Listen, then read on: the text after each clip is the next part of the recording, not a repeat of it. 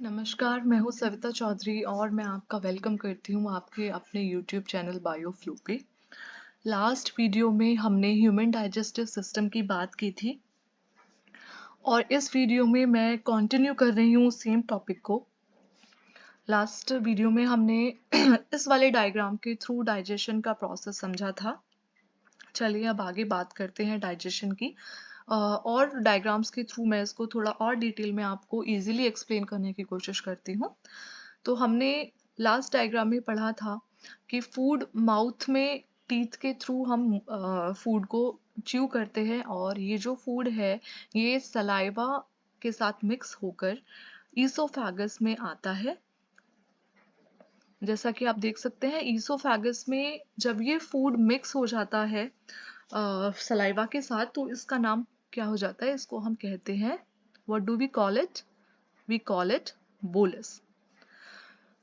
जब ये bolus stomach में आता है तो स्टमक में दो टाइप के डाइजेशन यहाँ होते हैं, chemical digestion and mechanical digestion.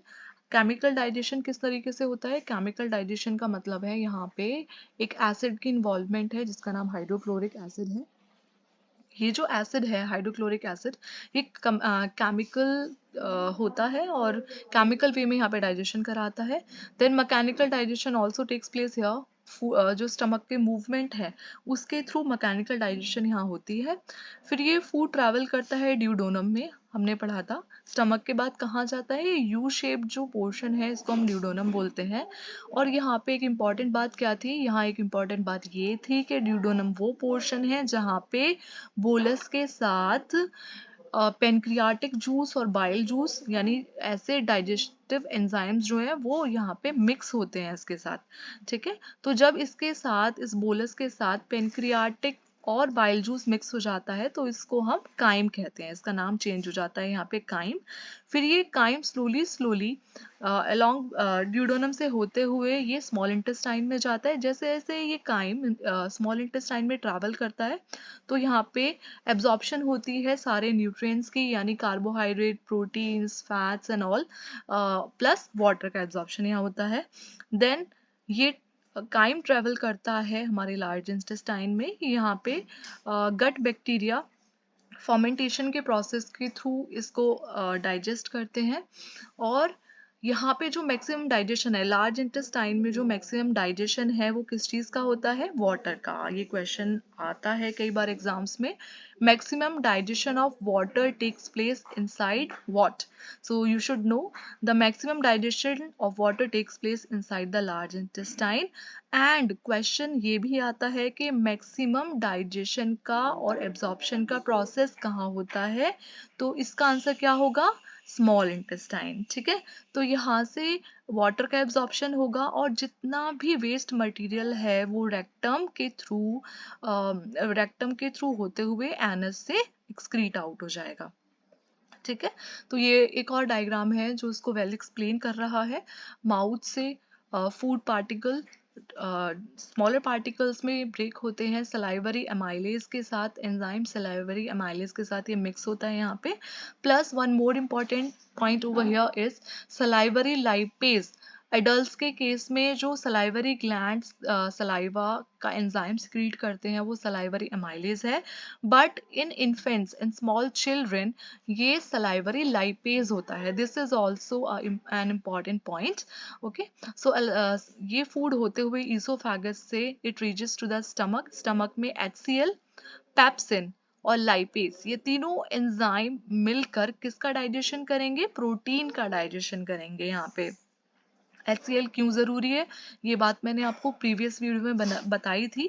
Hydrochloric acid की जो एसिडिक नेचर है वो क्यों ज़रूरी है? वो ज़रूरी है ताकि ये पेप्सिन एंजाइम यहाँ पे एक्टिवेट हो सके और प्रोटीन का डाइजेशन हो सके। अगर HCl प्रेजेंट नहीं होगा तो पेप्सिन एक्टिवेट नहीं होगा और पेप्सिन एक्टिवेट नहीं होगा तो प्रोटीन्स का डाइजेशन स्टमक में नहीं होगा। देन ये जो काइम है, यहाँ तक तो हम इसे बोलस ही बोलेंगे। ये बोलस जो है वो ड्यूडोनम में आएगा। ड्यूडोनम में जब ये लिवर और पेनक्रियाटिक जूस के साथ मिक्स होगा, you can see these two ducts. ये एक डक्ट लिवर से बाइल ला रही है और दूसरी डक्ट पेनक्रियाटिक जूस ला रही है, जिसमें बेसिकली कौन से एंजाइम्स हैं?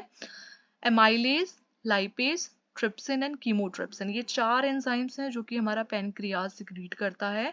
On the other hand gall bladder सिर्फ एक सिंगल एंजाइम सिक्रीट करता है नोन एज बाइल, जो कि हम पहले भी इस बारे में पढ़ चुके हैं। क्या करता है? इट एमल्सिफाइज फैट, यानी फैट का डाइजेशन कराता है।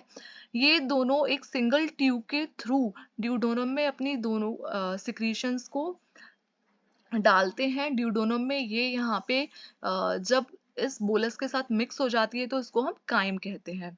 काइम जो है वो स्मॉल इंटेस्टाइन में आएगा। आप देखिए स्मॉल इंटेस्टाइन में जितना भी एब्जॉर्प्शन मैक्सिमम हो सकता है वो सारा एब्जॉर्प्शन का काम कहाँ होगा? हमारे स्मॉल इंटेस्टाइन में होगा। स्मॉल इंटेस्टाइन से ये कहाँ जाएगा?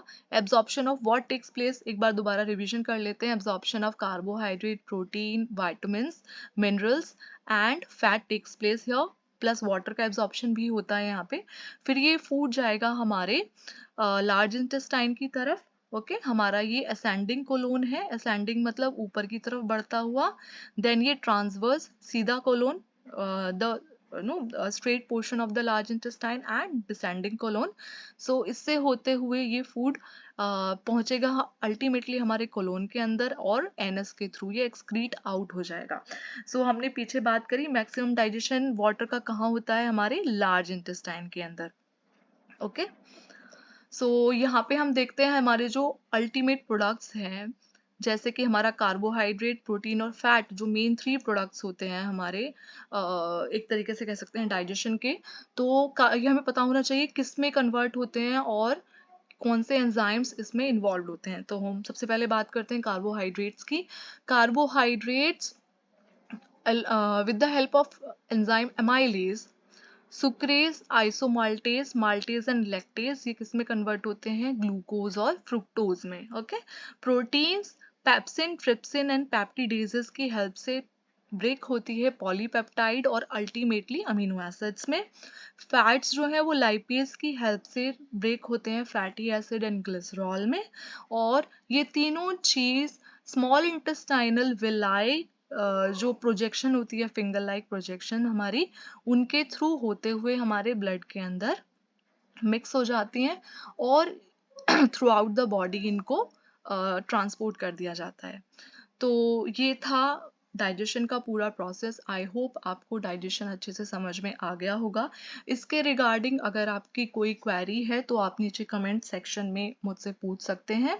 और आपको ये वीडियो कैसा लगा इसके बारे में भी आप नीचे कमेंट सेक्शन में मुझे बता सकते हैं। Thank you so much for watching this video. Please like, share and subscribe my video.